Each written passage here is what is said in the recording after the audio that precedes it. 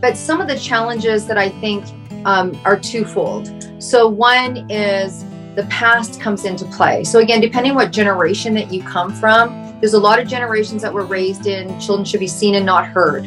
Super hard, I think, for women to stand up, speak up, show up, because their business esteem and their self-esteem are interrelated. So Hello, beautiful people of the world. Welcome back to the Happy Conversation Idea Show, the number one happiness, career, and lifestyle podcast in the world. Here you can learn and flourish with the thoughts, ideas, and the stories of the happiest and the most successful people in the world. I'm Happy Bains, your happiness host and certified career and lifestyle coach. This powerful episode is proudly sponsored by a special guest, Deborah Drummond. Deborah is a celebrated entrepreneur. She was born and raised in Vancouver, Canada. She is internationally recognized for her pioneering work with women in business. In the past 30 years, she has created 7 companies with her passion for entrepreneurship and love for health and wellness. She is the founder of the Debrummond.com, Debrummond.com. Recognized as an international speaker, a number one best-selling author, and host of successful podcast and media company. She has inspired, educated, and motivated audience of 20,000 plus to stand on their feet. This little dynamo is purpose-filled to live her mission to help women show up, stand up, and speak up in their business and personal life. Today, Deborah will happily share the profound yet simple secret and how it works. She will creatively explain you how you can prove to yourself the enormous returns possible in your own life by putting this anti-aging and wealth management secrets to a practical test. It means we can achieve nothing without paying a valuable price. So what is the price? And why should we pay? And how can we pay? Let's hear from our special guest, Deb. Special dear friend Deborah is on our show. Deborah, welcome to the show. hey, I'm so happy to be here. Thank you so much for your precious time. It's been a while. We've been coordinating and finally we make it to come on the show. And I'm very delighted that you've given your precious time and I will not waste it. But I'm so excited that our audience is excited to know about your secret tips and your beauty and all the other businesses you're doing from over 3 decades. So I'm so excited. So without getting delayed, I will just dive into the questions which me and my audience and our audience is waiting to learn from us. So please tell us about why and how you got clarity to choose your highly successful career and business path. Oh my goodness. You know what?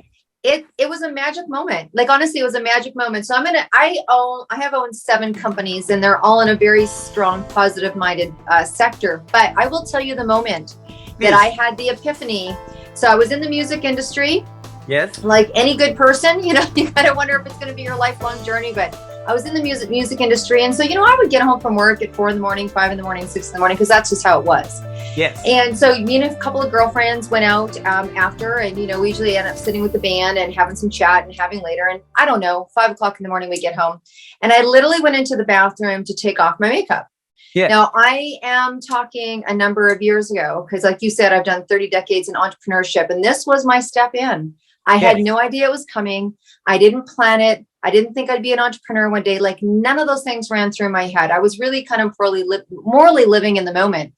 Anyways, I went to go take the makeup off, and I looked in the mirror, and the mirror went pitch black. Woo! Wow. Pitch black. Like I was like, what? Like, I couldn't see myself. And whether it was 30 seconds, 3 minutes, it felt like 3 hours. And I literally had this sheer panic that ran over my body. And I was like, I can't see myself. And then all of a sudden the mirror came back. Wow. And for whatever reason,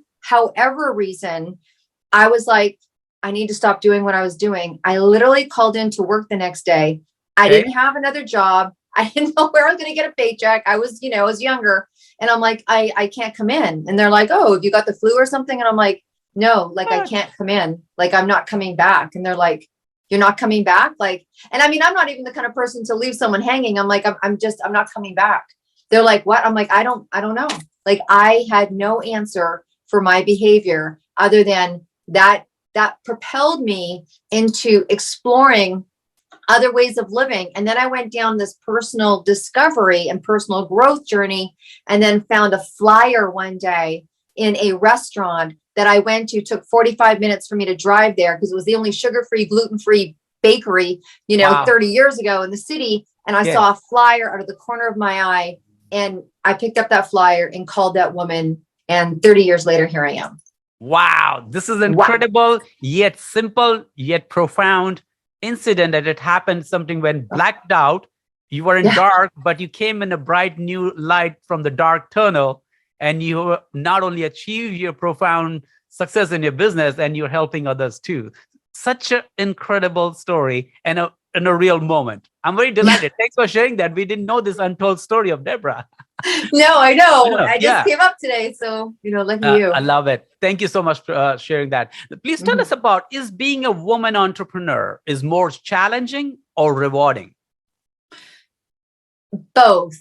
I would say, from someone who's, I always say when I talk to people, and I'm creating this big women's event right now. And so I talk to women entrepreneurs on a daily basis.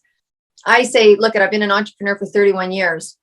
I started the first women's networking group in my basement suite.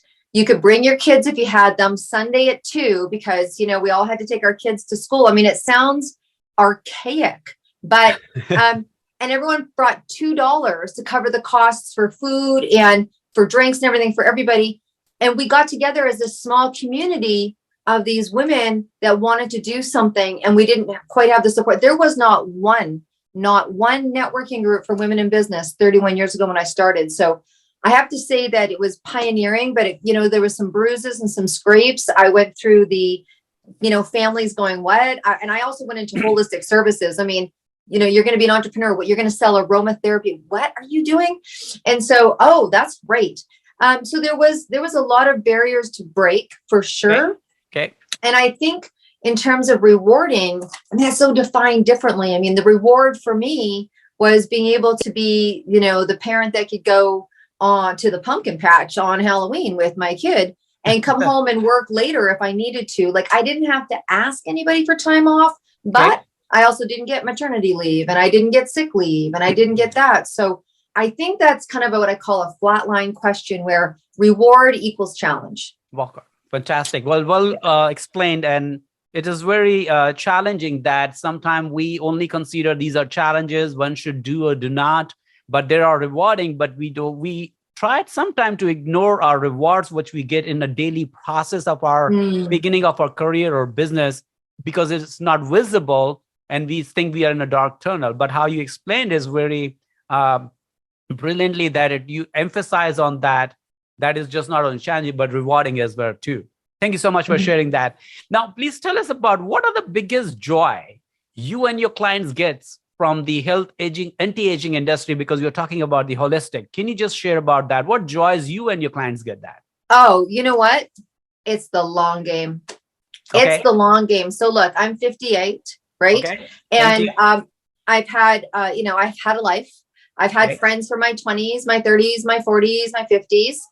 It's interesting. So when I go and I hang out or go to an event or go to something or a reunion or what have you with people that I used to go to school with or used to do this with or used to be in the music scene with, particularly those guys, they're like, wow, you look better now than you did before. And the look isn't just my skin, or the look isn't just how I'm dressed. It's the look, it's the energy, it's the vibrancy. People say to me, oh my gosh, I can't believe that you accomplished so much. I'm like, I teach brain health and I actually take my own advice. Wow. You know what I mean? And so I think the anti-aging, reversing of the organs, absolutely, you're going to look better. I mean, okay, that's just a given. It's just the way the body works.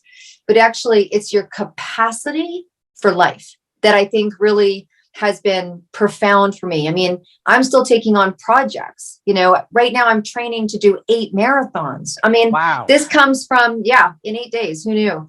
So this comes from a consistent, consecutive choice of sacrifice sometimes. Like, hey, would you like to have a piece of dessert? No, it's not going to work for me. Right. So it didn't come with it came with some sacrifice. And I always say this, I am the most important piece of real estate I own. Sure. I own property. Sure. I own this. But if I don't, it's interesting. People are like, oh, I can't afford good nutraceuticals. I'm like, did you go get those pillows from Winners and pay $50? Stop it. Just stop it. Stop buying unnecessary things and pour the money into yourself. True. So that's my philosophy on that. But it's the long term goal that benefits from anti-aging. Yeah. Fantastic. Thank you. And I think you also said that is connected to meditation too. And I know and believe, and our clients knows that, but our global audience doesn't know about the meditation you practice. So my next question is, what strategies or methods of meditation do you practice and teach that helps to people not only become more glorious and charming in anti-aging wise, but also on a spiritual side as well too? If you can just highlight some of that, please. Yeah, absolutely. I mean, I think I would say God's put me here to heal the bank tellers. And what I mean by that is that when people meet me, they're like, oh, you know, people sometimes have a picture of what someone who teaches meditation looks like. And maybe I don't fit that mold. You know what I mean? Like I might have a suit on that day and I might be in a bank teaching about meditation or what have you, right? You know, it's kind of trendy. It hit a trend. I was in before the trend. Obviously, when people thought, what the heck are you doing with your life? So I think for me, one of the biggest impacts I've been able to make in terms of meditation is that I do it in a group format. Okay. You know what I mean? I'm like, so I'll go to retreats or people will hire me to come to events or summits or that kind of thing. And I do a lot of group retreat. So I do a lot of that because people feel comfortable. Ironically, a lot of that kind of work I've done, like people call me, you know, a professional hippie or the professional intuitive. And so I have this way with people that are entrepreneurs that want to be able to use meditation or intuitive services or intuitive ways of thinking to better their bottom line, to make a better decision on what marketing they do. Like seriously, I have someone coming over for a 3-hour session and we're doing a intuitive meditation. We'll do a meditation beforehand and we will actually lay out his whole 2023 and 2024 marketing strategy. Wow. It might seem really different, but the truth is, whether it's your business, your personal life, your mental health, your physical health, if you can start in a place of calm and being tapped into source, you're so much more clear and so more focused. And when you can capture that and then pour it into the project or whatever you're doing, then you have a cleaner path ahead. So I think, honestly, I do a lot in group. Or I do a lot of one-on-one. For me personally, it's about getting quiet. And you know, and I'll just share something. My most powerful, profound meditations, I actually do in the bath. Wow. Yeah. That's incredible. Incredible. Thanks for sharing, Deborah. We didn't know about that. These are the golden nuggets our audience are getting. And also when you say calm and all, I strongly believe in, I do practice as a career and lifestyle coach, which I do too as well. So meditation, calm, and being in the presence, the most biggest gift we have, and we can also share with us, the power of presence, being now, being present is such astonishing thing that we can experience in the entire universe, being in presence, being calm. And that's why we can learn ourselves so that we can know what we want, need, and desire so others are not confused. So I really appreciate what you exactly, how you explained that part too. Well, thank you so much. And please tell us about, so why do you feel so strongly about the direct sales marketing versus the other type of businesses? Yeah, absolutely. So the interesting thing is, you know, I told you how I came into my world of going to, you know, how I found that flyer and fell into the world of holistic medicine. Right before that, before I got, you know, I got pregnant with my daughter, but before I got pregnant with my daughter, I was actually on my way to go get a degree in women's studies. And my goal was to work with women in third world countries. And so I love economics. I love economics. You can see that. Yeah, so there's two things about the direct sales industry that I love. One is that when I was younger and my mom was a single mom, my dad had, you know, moved on, we shall say, and she was not left financially fluid. That's, you know, I'll put it that way. So at that time, she joined a home party company. It was called Tupperware. And at 8 years old, she used to take me to these parties because she couldn't afford a babysitter. Well, it was the first time that I got to sit in what I call a circle of commerce.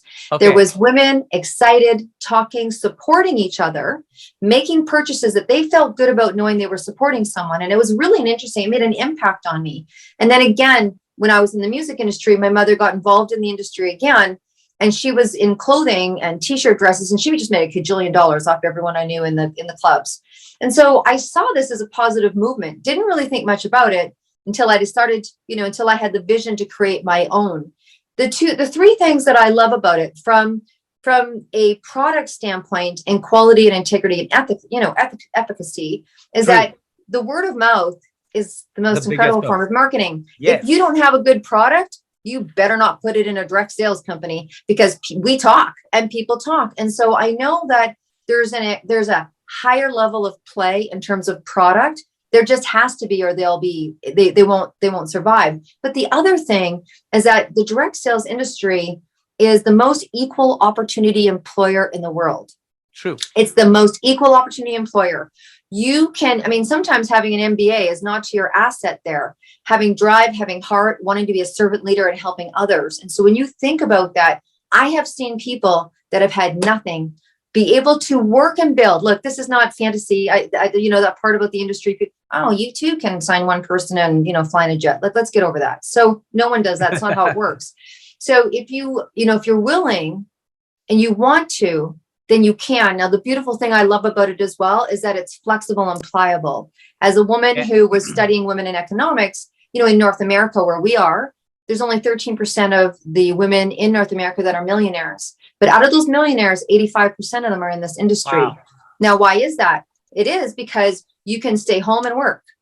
True. You can be at the doctor's with your kids and text. You can take care of your aging parents. Now, I'm not putting all of that onus on women, but by nature, that has been the defining, those roles have been more by women. But the other thing is there's no ceiling level.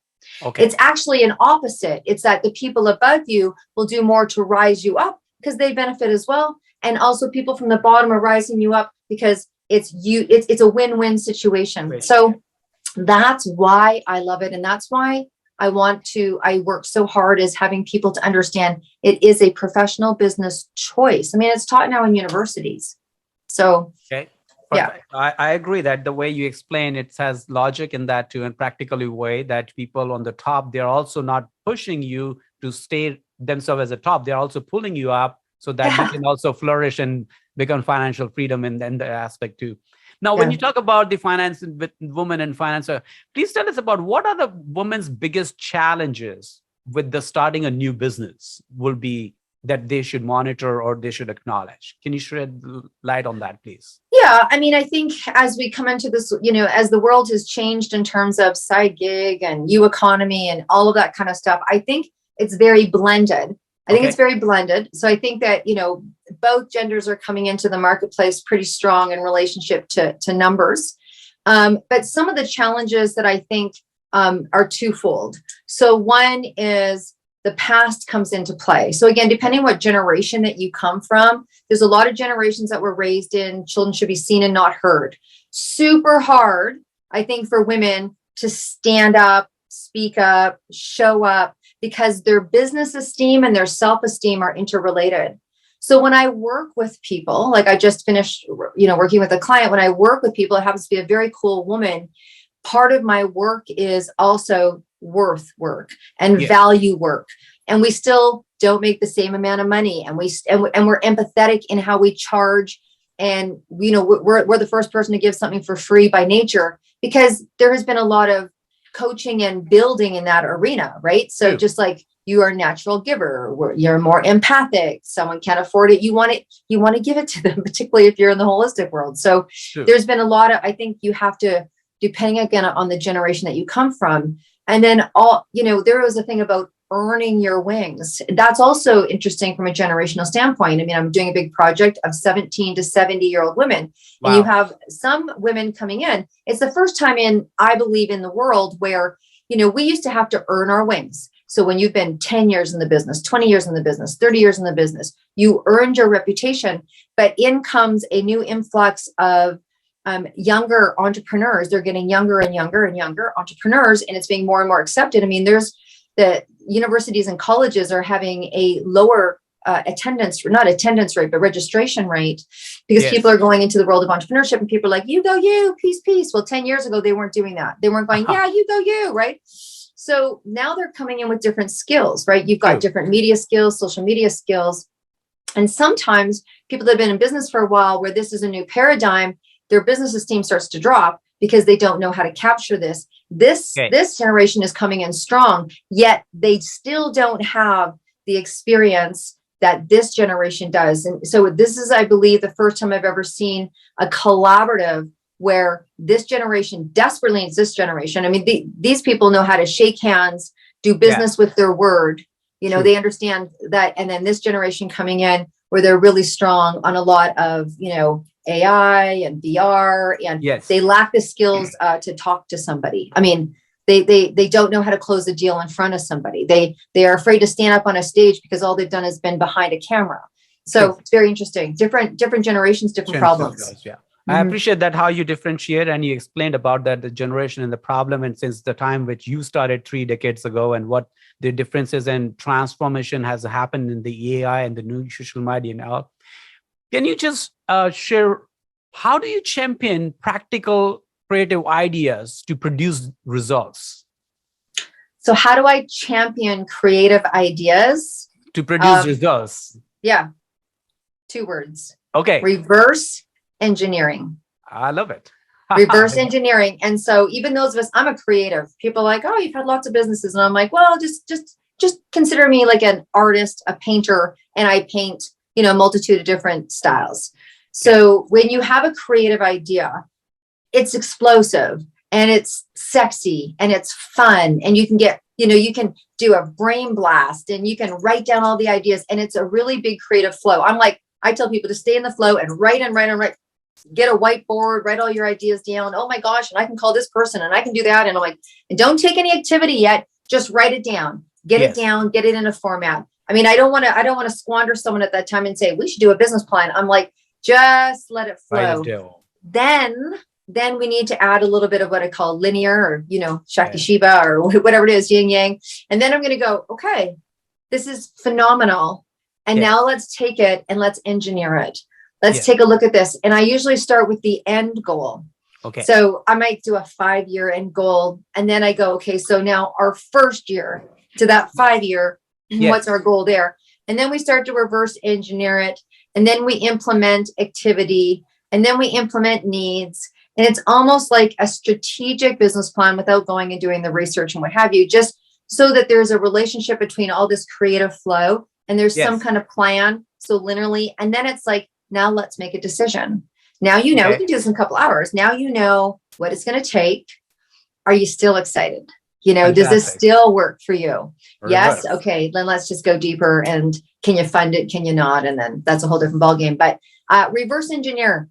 Reverse engineering. I will keep that in mind, and I will try to use and learn and use that strategy and see how it works, because I have no doubt on your intelligence and skills. Over 3 decades, you've been doing that. So thanks for sharing this valuable ideas and championing new idea and how you get results. Our audience might use this and they also get benefits.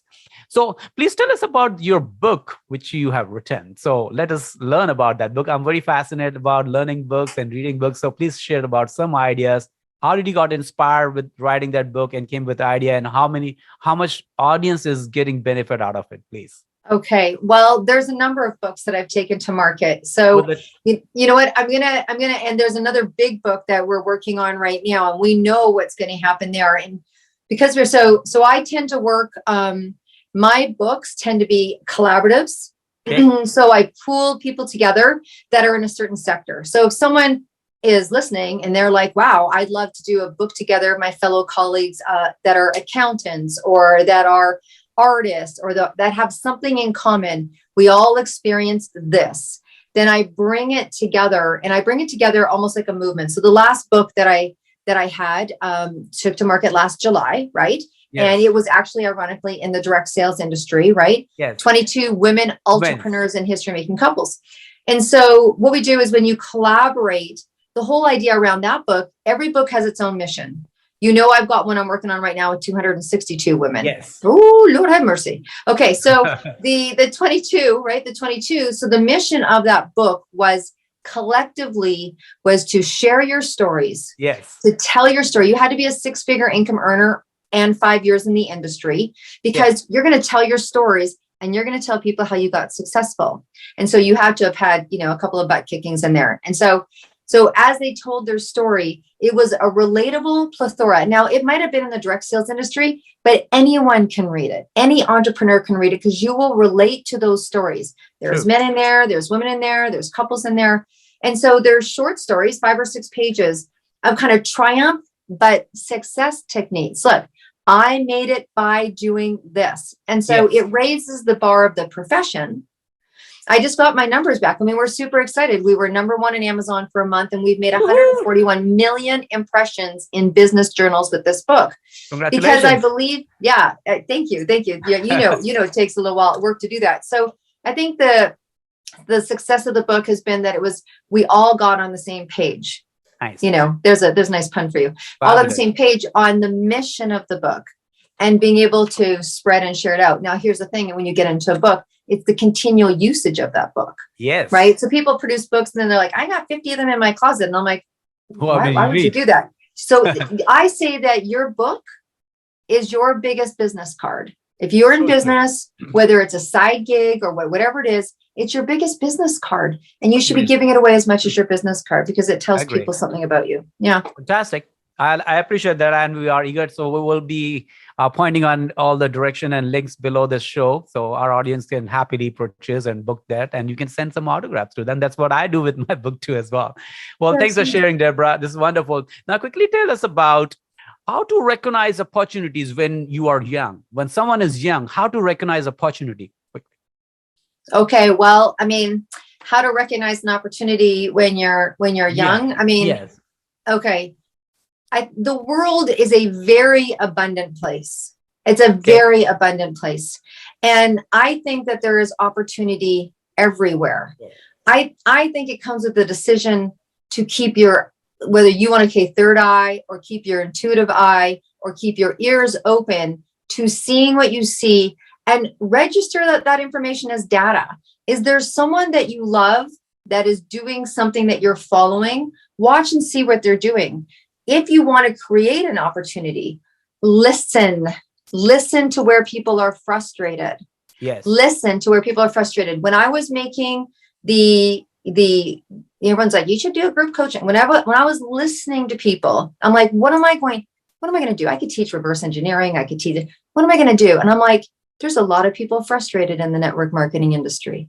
I hear them say they're frustrated. I see them say they're frustrated. So I am going to make a program called Become a CEO of Your Own Direct Sales Business. It's specifically for people that are frustrated. So if you are looking for an opportunity, you can look to see what's missing in the world by listening to how people are talking. I mean, someone came up with a spatula for a reason because someone couldn't flip pancakes with a knife. So you can look to see what's missing and fill it, or you can look to see what's working and tap into it. I like two things. Fantastic. That's a great strategy. I hope they will understand this and take valuable information to get transformation from that too as well. Now, when you're talking about love and money, my next question to you is, please tell us how we can protect a love relationship from not getting too egoistic about money and fame. Because when you're in the direct marketing, you can become overnight sensation, or in a business, an entrepreneurship, you can find a service or product and become overnight a millionaire or billionaire. How we can protect our relationship for not getting too egoistic about money? So our love relationship, you mean the people in our lives? The people in our lives? Okay. Yeah. So there's a couple of things. One is, we already talked about it. Meditate, stay calm. And I remind people in the very beginning, why are you doing this business? Why are you doing this business? And when people start to have success, that's a different type of coaching, as you know, because people might be afraid of everything that they wanted. You have to watch out for when they start to sabotage.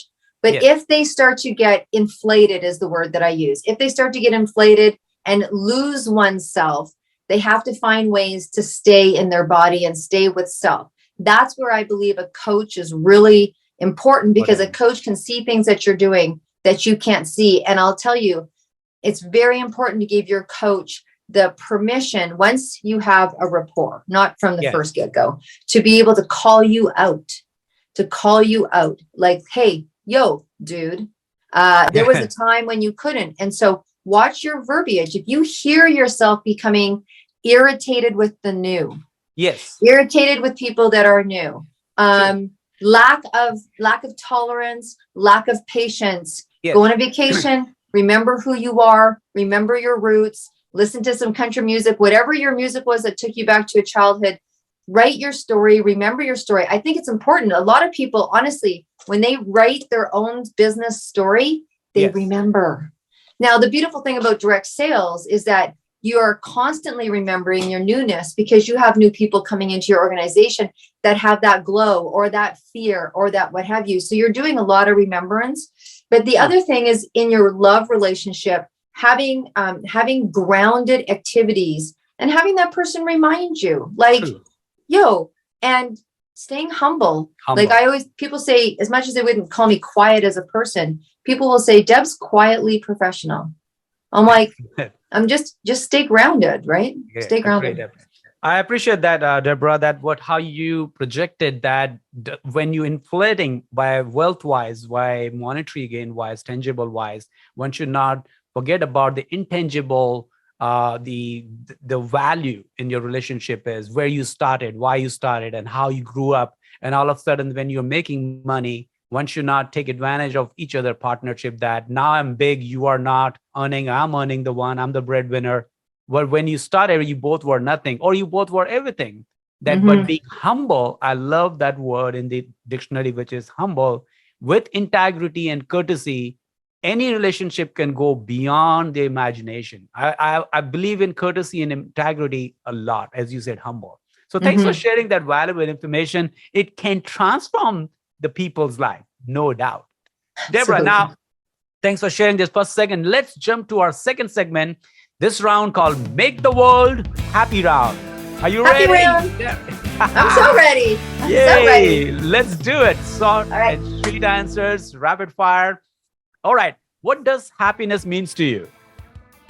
Oh my gosh. Big question. What does happiness mean to me? Peace. Peace. Okay. What does success means to you? Satisfaction and legacy. Satisfaction and legacy. Ooh. What does failure mean to you? Inevitable. Ooh, la. Okay, Deborah, now here is that. You have to choose one, okay? You have to choose one. What do you like more in your life? Love, sex, money, or fame? Love. Ooh, why? Because that's why we're here. That's why we're here. Like you can, sex is lovely. Yep. But love has remembrance. It's resonant, right? Love is longer. Success without love, fame without love, that to me, that feels discombobulated and hollow. Not shallow, but hollow.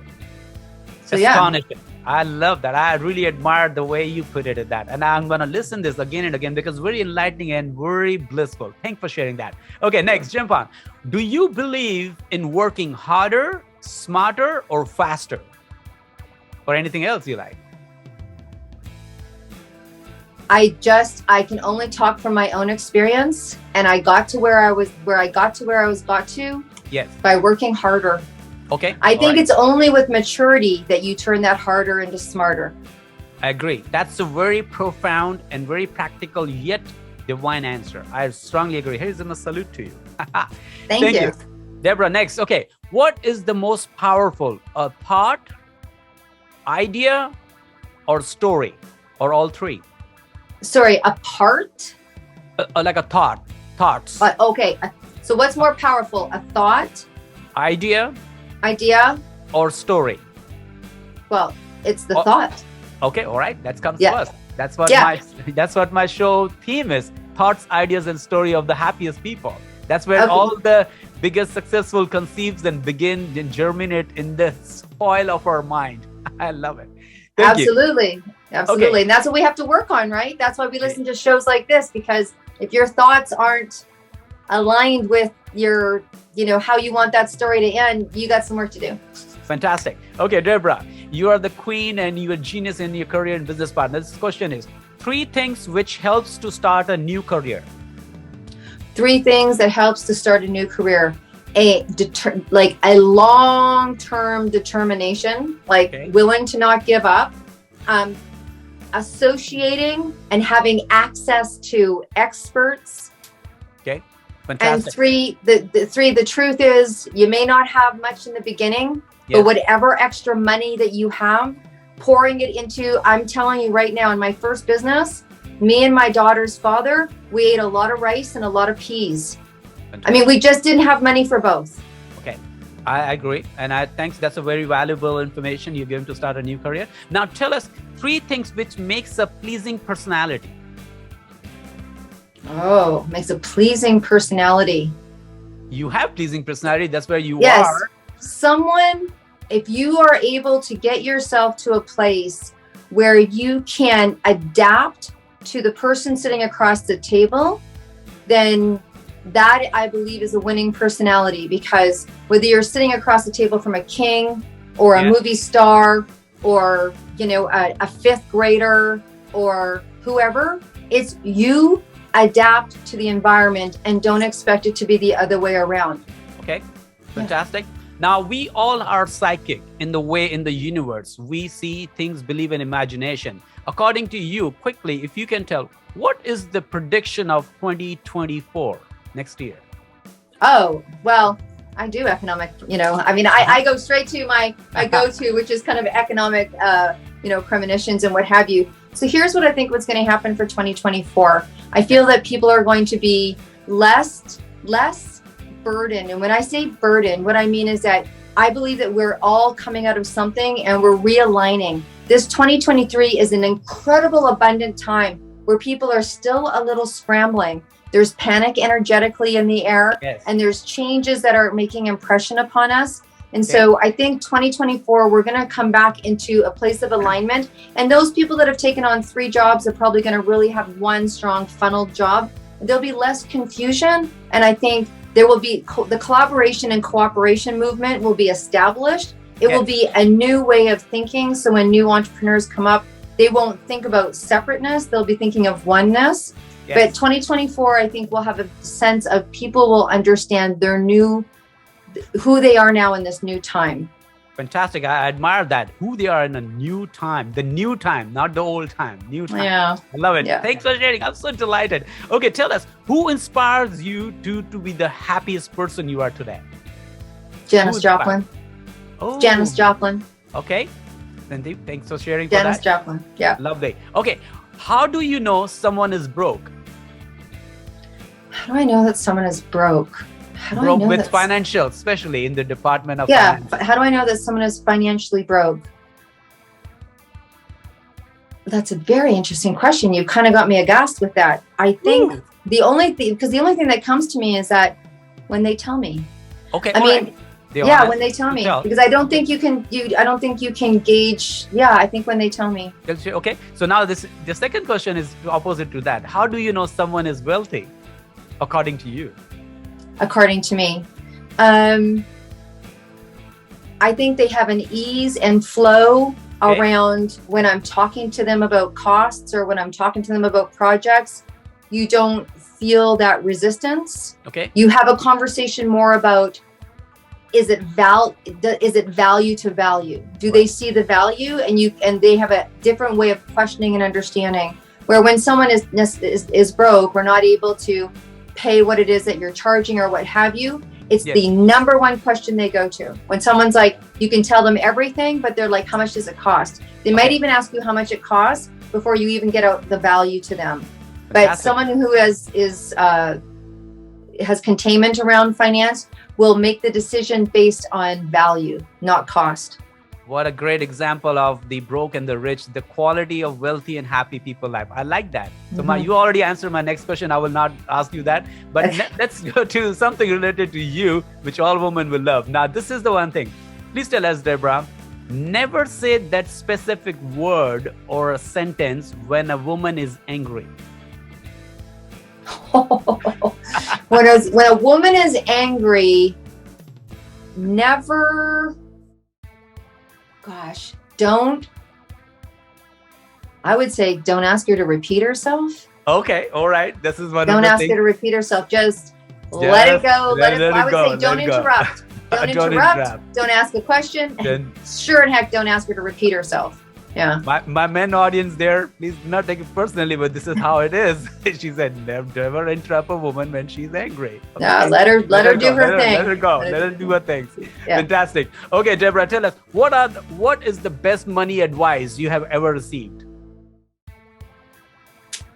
The best money advice that I ever received was that for me to be able to attract money in my life, I was going to have to go backwards and examine the money lies or the money beliefs that I was told as a young girl and see how deep rooted they were. So I was raised on a house, money doesn't grow on trees. I have no freaking clue why someone would say that, but it was like I was raised in a house of not have, right?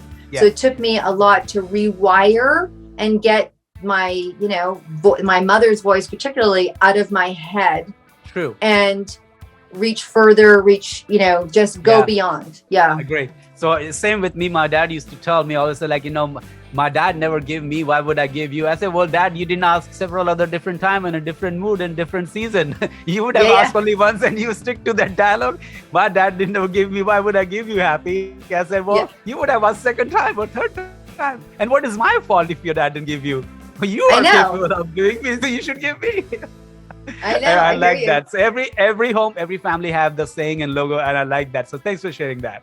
Now, tell us about what is the worst advice you have ever received regarding to money. Wow. You know what? Here's something interesting. Okay. I'll share with you one of my defaults. Okay. My default as a codependent, or my default as someone who's empathetic, or my default was that I stay in things too long if they're not working. I'm very hopeful. And so I noticed in one of my companies, it cost me financially to stay an extra two years because I was like hopeful and optimistic and we can make this work. So not knowing when the right time was.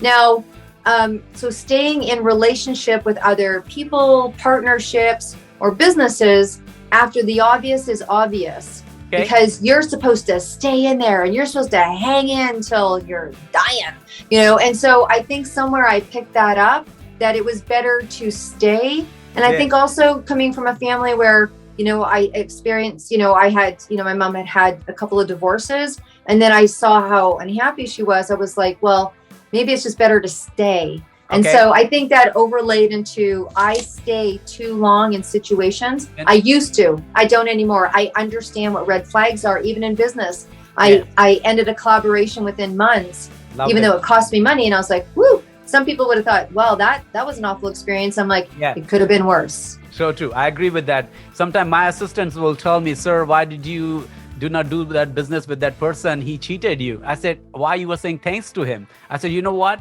It is good in the beginning if somebody cheats, betrays, or hurts you, so you're alert so that you don't let them punish or torture or betray or cheat you for the rest of your life. So I was very thankful for that. So he didn't understand. I understand why it says you remove the people or person or situation smoothly, positively, if you don't need and you're required in your life. I agree. Now, tell us about, we talked about money, we talked about career. Now, what is the secret of a health? Being optimal of your health, or what's the secret of generally about the being healthy? Yeah, so absolutely. So I think I talked about it before where you actually consider yourself valuable, more valuable than your, here's an interesting example. So when I'm teaching like brain health in particular, and I'm like, look, most of us know what to do. If you don't know what to do from a general standpoint for healthiness, you do know. You know that there's exercise and healthy food. You know if you're eating out of a plastic bag and there's salty chips. I mean, we all know what to do. But I say this to people, if you owned a thoroughbred racehorse that was running the Kentucky Derby, would you give them Starbucks with whipped cream? Would you? So I think truly so much starts with diet. So much starts with diet. So what we digest, who we associate with, what we watch, what we read, what we listen to plays a major part in our health. And so, people are like, oh, it's so expensive to live healthy. But there are a lot of things that you can eat that are healthy, that are not expensive, and invest in yourself. Invest in yourself. Vitamins, good products are going to cost some money. But we talked about it Fantastic. before, Agree. so I think it's about making yourself valuable. Making yourself valuable is the best thing we can do to invest in our health. Thanks so much for sharing that. Now, Deborah, do you agree that one should pick or choose a spouse who is better than you? I think you pick or choose the spouse that makes you want to be a better person. Okay. I think you pick or choose a spouse that when they walk in a room, the butterflies go up into your chest and you're like, I can't believe they're mine. Ooh, wow, amazing. That's a lovely, romantic, yet practical answer. I like that. Mm-hmm. So now, what superpower do you wish people could have always? Oh, the ability to know. The ability to know. The ability to make the right decision at the right time. That's so tough. Good. So tough. Deborah, tell us quick. Do you consider good with money or love? Do I consider that I'm good with money? Yeah, good with money or love? Or even both? Well, I'm really, really, really good with money. Money, okay, fantastic. Yeah, I'm really, really good with money. And I think that I'm an amazing person to be in love with. How's that? Woo! I treat my people very well. I agree. That's a preeminent and smart answer you have given right there. Both in a smart way and a humble way too. Now, Deborah, we're almost closing to our wrapping up our show. There's a few more questions and we wrap up. Now, imagine, this is the imagination question, okay? 2 imagination questions. 1, imagine, Deborah, if God or universe you believe in, if God makes you a man for a day, what will you do more of and less of? Oh, if I became a man for a day? Yes. So what would I do? What would I do less of? What would I do more of? Yes. Oh, I mean, the only thing I could think of is I would completely embrace being a man, and I would go out in the world and I would just experience what it's like to, I don't know, I just think I'd experience what it's like to be treated like a man. What's it like to really be in a man's head? When I see when I see a woman, what do I think? What do I feel? I would just go out and have as many experiences as a man. Maybe I could learn some things as I go back to a woman the next day. So that is more of. What is the less of? What would I do less of if I was a man? Oh my gosh.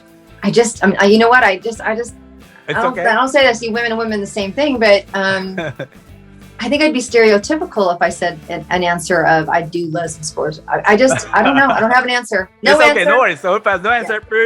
No, it's not mandatory. This is not a government voting questions. It's all good. Now, this second imagination question quickly. Deborah, imagine if you would be the host of the show and if I would be the guest of the show, what question you would have asked me? Oh, okay. So in terms of, whatever made you decide that you wanted to do a show around happy people? Well, where did that come from? That is a very brilliant question you have asked. I don't want to rush, but I will tell you in few words that the theme of my show and the reason and purpose of my show was my vision since childhood to spread happiness by not only being happy by myself, also to spread happiness, thoughts, ideas, and story of the happiest people. Not millionaire, billionaire, saint, poet, clergyman, or lawyer, anything. Happiest people. What I have learned in my journey of life is ultimately, whatever we make or do not make, we seek happiness or we celebrate happiness. So the reason behind my show is I want to bring all the preeminent, powerful, intelligent, aristocratic, and successful people like you who are happiest people. Not only happy in the money department, how many billions they have made in the 6, 7, 8, 10 figures, but how many figures in the lines on their wrinkles on their eyes and their face they have made with happiness. So people like you who share happiness on the show, that is one of my motive and reason to celebrate the journey on earth. And if I'm gone from Mother Earth, these shows will be there forever so the other can become more happier than they are. That's it. Nice. Great answer. Great answer. Thanks for being on the show today. Okay, thank you. So now last 2 questions and we wrap up now. Now, what is the message to the beautiful people of the world? What is your message to the beautiful people of the world?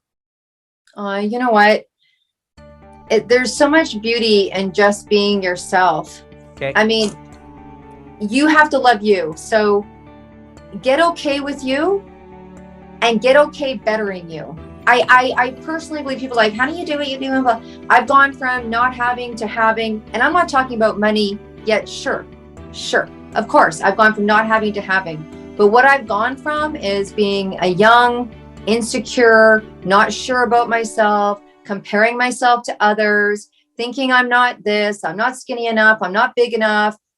This part of my body's not big enough. This part of my body's not small enough. I'm not smart enough. I didn't do this. I didn't have a degree. I've come from all those things of what I didn't have, what I didn't, and all that comparable crap to, Yes. I wake up in the morning, I frigging gig myself. I might not gig every part of my day. I might be tired. I might be this, but I'll tell you, if someone was to challenge me on how I feel about myself or my mission or my values, not a smart decision for that person. So I have chosen to love who I am, but constantly be moving and growing towards who I want to be. To become. Yes. Becoming is more important than so that thing. Wherever you are on that spectrum, honestly, just make the right next best step for you. I love that and admire that. Thanks for sharing, Deborah. It is not really important in our relationship or business. What are we getting in our relationship or what are we getting in our business? Is most important thing, in my opinion and learning, is what are we becoming in our relationship? What are we becoming in our career? That makes most impact in our life. Thanks for sharing that. Now, please tell us, Deborah, and last, how did you like this Happy Conversation Idea Show? I just loved it. It was so refreshing. I mean, this was refreshing. I loved it. I've never had someone ask me questions like that before, and it gets you to think on the spot. And it's fantastic. Just really like the highlight of my day. Okay, fantastic. I'm glad to make your day. And it's a very precious thing that day is very divided into 3 8 hours: sleep, work, and relax. So your day has been made by this show. So I'm honored, and I'm really sincerely want to say thanks so much. And thanks to all the listeners who are watching and listening. Please let us know that what is the one thing or many things you take away from the Deborah's thoughts, ideas, and story. We would like to learn, and Deborah will reply too as well. Deborah's all information will be mentioned below this link on the show on the YouTube, or you can watch or listen on Spotify or Amazon, wherever you podcast channels are. And I want to say thanks, wherever you are, whoever you are. Stay healthy and happy forever, and do not doubt on your intelligence, and listen to this show and all the other shows which makes you more happy. Thanks so much, Deborah, for coming on the show. I appreciate that. Thank you. Yay. Yay. Thank you so much.